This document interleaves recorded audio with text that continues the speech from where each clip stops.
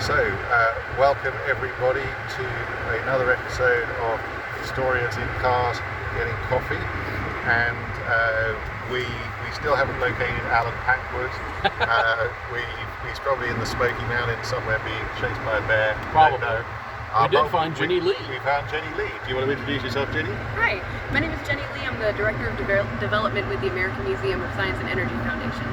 And we just had a very fascinating tour of AMSE. And, well, what did we see, Warren? Well, I'll tell you, one of the things we saw is we were able to put our hands on this little machine and it made our hair go crazy. That would have been the Van de Graaff generator. The Van de Graaff generator is what we saw. Along with the 3D printed Jeep. Oh my God. A Willis Jeep.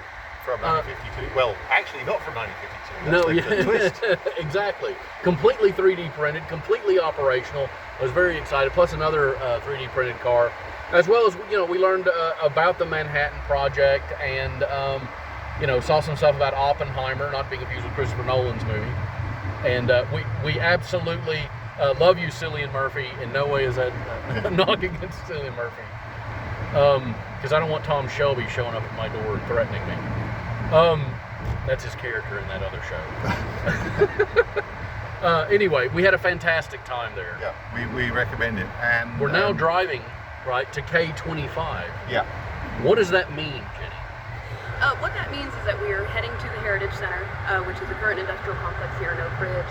We're heading to the K25 Atomic History Center. So the K25 Center is our sister site that we have underneath the foundation that blends more of the STEM aspects alongside history in front of a historic site. So our museum is placed in the old firehouse that stands in front of the original K25 building.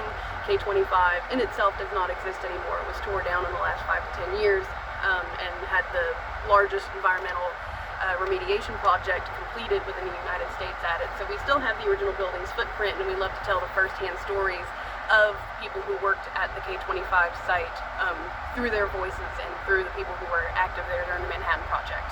And K25, when it was built, it was designed by the same guy who designed the Pentagon, right? The construction of it was facilitated by Leslie Groves, who oversaw the Manhattan Project, and the prior project that he had beforehand was the construction of the Pentagon, and it finished shortly beforehand, I believe.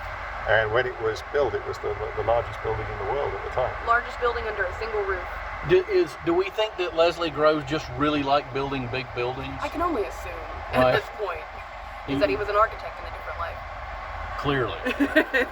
And we were talking just a few minutes ago about the environmental cleanup, which was obviously a huge exercise. Yes, absolutely. We have the benefit of hindsight now, looking back to see what the consequences of working so fast toward this nuclear project was, but we didn't know any of that during the time of the Manhattan Project. All we knew is that we were fighting for the war effort. So when you're working with elements as new as those were, because I believe that the atom had only been discovered in 1905, and even uranium and plutonium 10 years later, we didn't understand the effects that they had on the body, the effects that they have on the environment. So when you have this mad rush to get the production and the items needed to facilitate the bombs that were produced here in Oak Ridge, you're going to cause quite a bit of damage, for lack of a better word, in that area. So as K25, the remediation project started in 2013, but it is the largest and I believe most successful cleanup, the only one to be 100% certified as a clean site now, post all of the work that had been done there. But it was 2013 to 2018, 2019, I believe, and then we opened up K25 in 2020. And I suppose another interesting fact, which I hadn't known before, was that, obviously we associate Oak Ridge with the development of the bomb, but you were saying a few minutes ago that within a year of the end of the war, the first isotopes to treat cancer were being sent to St. Louis, I think. Yeah, cancer isotopes for treatment, and a lot of people don't realize polio vaccines as well were produced out of Oak Ridge. So within very rapid production, and it was a fight to keep Oak Ridge open as a city and to keep the X-10 graphite reactor, which is now Oak Ridge National Labs, designated as a national lab site to keep people in this area and to keep that site running. And to justify that, they really did take all of the knowledge and talent that they had accumulated in that time and put it to use for better peacetime efforts post-World War II. We're coming up on it, so I'll point it out to you, but one of the gates is up here. Oh, yeah, There's cool. only, if I'm remembering right, 3 of the original town gates that are left. And this is one heading out toward the Roane County portion of Oak Ridge. So which side should I be looking out for? On the right On the side. right. Let me just say this to you, Jenny. I know that what you just told us would make Ray Smith very proud. And it would also make Tom Shelby very proud on Peaky Blinders. So we should be coming up to the gate pretty soon. Not yet. I'll notify you maybe. All right. When we're. It's very hard to miss. So as soon as you round the corner and you see it, you'll be aware of it. I hope Ray Smith is proud. I've taken the majority of his knowledge and his stories, which are fantastic, and he's dedicated the majority of his time in retirement and even beforehand to documenting a lot of the personal stories and making sure that we remember all aspects of the Manhattan Project, not just the major players and the major aspects, but the people who were here and who really helped facilitate it from start to finish. So welcome to episode 9 of Historians in Cars Getting Coffee. Close up on the coffee. Oh. Yeah, there we go. Thanks, Starbucks. And we have just made a trip to the K25 historic site here in Oak Ridge, and it was amazing, I've got to say. And Jenny Lee is in the back of the car. Jenny, what was your favourite part of that exhibit?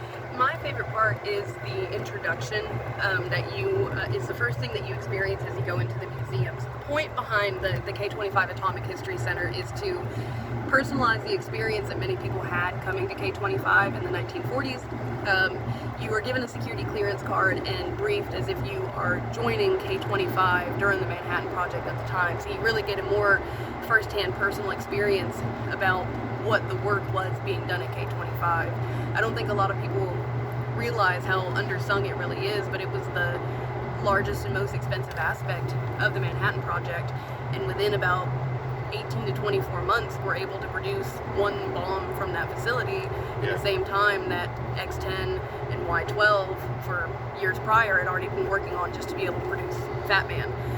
So it's really a hidden gem in terms of what we have here, and as a part of Manhattan Project history. So to really be handed the criticalness of that project in a more personal and intimate fashion, I think it blows me away every time I see it.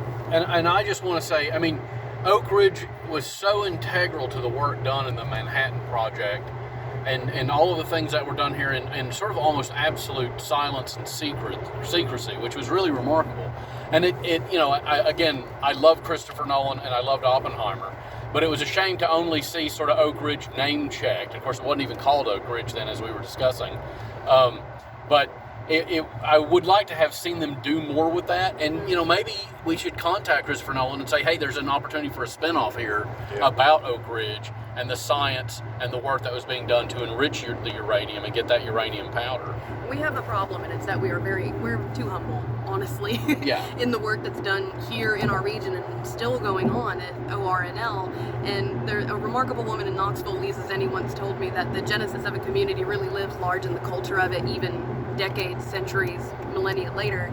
And we are such a young town in terms of the rest of the U.S., and we were born in this idea of secrecy, and so it's even still today we really like to hold those things close to our chest. So I think honestly need to be a little bit more proud of the work that we do and sing it from higher heights. I agree entirely, and I know Lisa Zenny as well, and she is remarkable and inspirational.